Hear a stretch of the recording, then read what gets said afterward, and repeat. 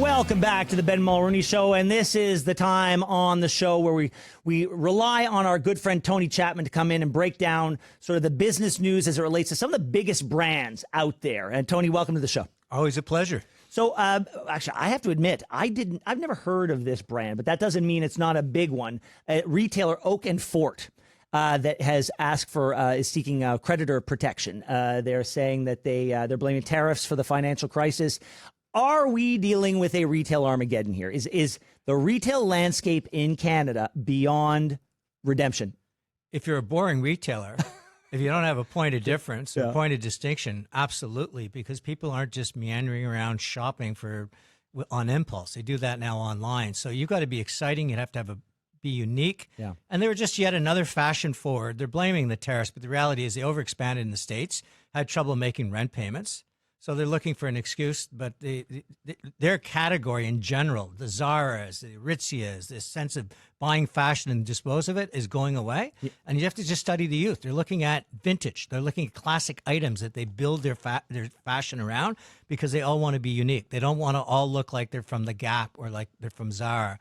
And that's the situation they're in. But isn't like Aritzia, I mean, I've gone in there. I went over Christmas to buy some gifts, and it was I couldn't walk around. I was shoulder to shoulder with people. So are they doing well? I think that they're at their point of inflection where they've got to reinvent themselves because that sense of noise and music, and we don't want parents in our store because we're gonna create that wall of sound. All of that really worked for them for a time, but retail, if you're not reinventing yourself, very quickly the world passes you by. One of the biggest names in all of entertainment is Disney, right? They own Marvel and Star Wars and ABC. They are a massive, massive business, and yet they're laying off several hundred people in their film and TV divisions. How does, explain that to me? The easiest way to explain it is cable was this river and streaming's become an ocean. And that ocean's at massive waves of change. And within it, you've got to say, what do I really need to put out there? And it's all now based on data. It's no longer intuition. I'm no longer betting on 50 shows, hoping that I get the next Seinfeld. I'm using the data. I'm creating the product that I know my audience wants. I'm doing a lot of sequels. And so you just don't need the entourage you used to have. And then add to that, which we're going to talk about for the next year, AI is replacing what used to be thought of the irreplaceable. Yeah. Not just coloring animation cells. That was computer graphics. Actually designing the cartoon, the storyline, and producing it. So all of this is up for grabs. And this is the beginning of what is going to be tsunami and layoffs in the creative class, which is a shame because creativity is what really fosters that human imagination. So is it because I guess Disney Plus is a few years old now.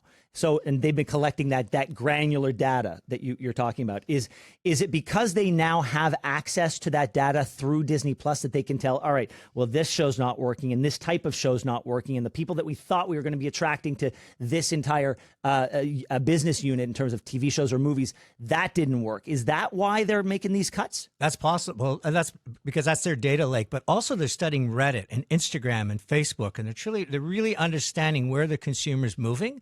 And they want to be there to meet them. And Disney's one of the best at it. So you can see right now, even in their theme parks are exploding, great numbers, lots of energy because they even recalibrated the theme parks. Guess what? People wanted more rides. They wanted more immersion. So that's what every major company that's got the dollars are going to do, use the data excreted by the consumer and use it to fertilize the content. And that's really is that what we should be thinking about as consumers is we're leading the world right now by just simply what we're looking for online. Well, I remember there was a time under the Trudeau Liberals where anytime they'd get in front of a microphone and they were talking about American media companies, they were viewed as the big, bad, evil guy coming to Canada to steal jobs, peddle misinformation, and all that. So they were the dark forces that were invading Canada. But now those companies are fighting back. They're fighting the CRTC ruling that said that they've got to pay 5% of their annual Canadian revenues to funds devoted to producing Canadian content, including local TV. So what story do they tell so they don't sound like carpetbaggers coming across the border and taking up our time, our bandwidth, and horning Canadians out of the market? What if Canadians reversed engineered and said, we now have access to streaming services that can put our content around the world, not just on CBC? What if we created the content the world wanted? We did the Downton Abbeys of the world. We got the best storytellers, the artists, the comics. We've got the musicians, everybody, top of the list all through Hollywood are Canadians. So why don't we, instead of saying, well, we're not going to beg you to put 5% in, we're going to pitch you every month with some of the best content ideas you can get. And next thing you know, we're Hollywood North, but it's Hollywood North owned by Canadians versus just supporting the Hollywood studios. So it's the carrot the stick versus the carrot. Absolutely. Yeah. But the whole mentality of Canada has got to start, instead of being a victim and going, please give us a handout, let's step up and say, listen, man, Netflix, if we have a hit show, it's going to go around the world. Why aren't we creating White Lotus? Instead of mandating it, we should incentivize. It's absolutely. And with a 70-cent dollar in a tax incentives, this industry should triple in size, as opposed to going, please spend 5% of your money on Canadian content that's going to end up nobody's going to want it because they feel they had to have it. All right, let's talk about the NBA because their sponsorship revenue is up 8% to $1.6 billion, and that was boosted by those logos on the jerseys, the patches, which a lot of people thought was going to be terrible, and it's been this massive windfall for them. It seems to me that in terms of business stories, the NBA sports writ large are recession-proof. Yeah, I mean, listen, who would have thought jerseys was the new real estate? Who would have thought they would have found yet another thing to sponsor? Yeah. I mean, it's almost a handle to the bathrooms now is being sponsored on it.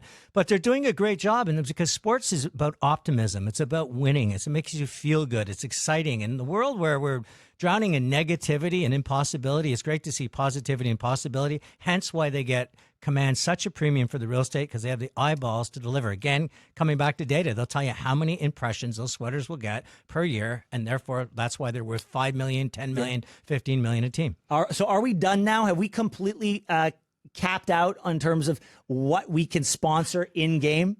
Well, listen, now with the new CGI and virtual and artificial generative AI, you're going to see sponsorships in the game that's just for you, Ben, because they know what you like.